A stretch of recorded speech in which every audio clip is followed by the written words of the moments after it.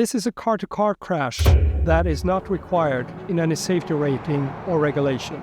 We have 3 EX90 cars in this test, the first ever public test with 3 electric cars in a single sequence. This test recreates a typical real-world scenario when the driver might not be able to see an object and brake in time.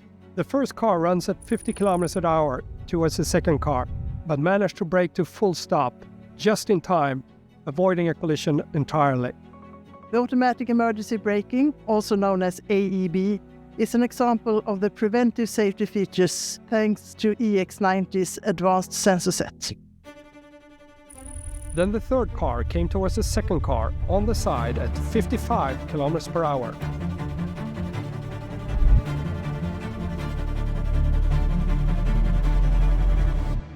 Hitting it in the middle, directly towards where the occupants are sitting.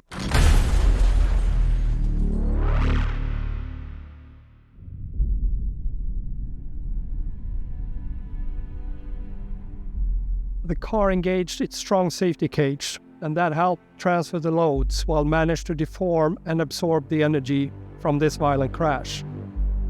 These structures follow the same principles like in the world-first technology we introduced in 1991, called the SIPS, Side Impact Protection System.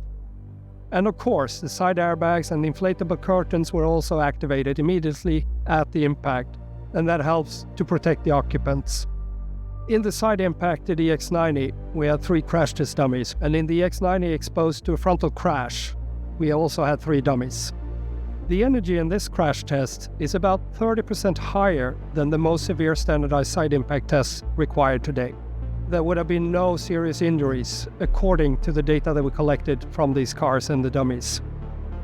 In our industry-leading crash laboratory, we could recreate almost any accident in real life.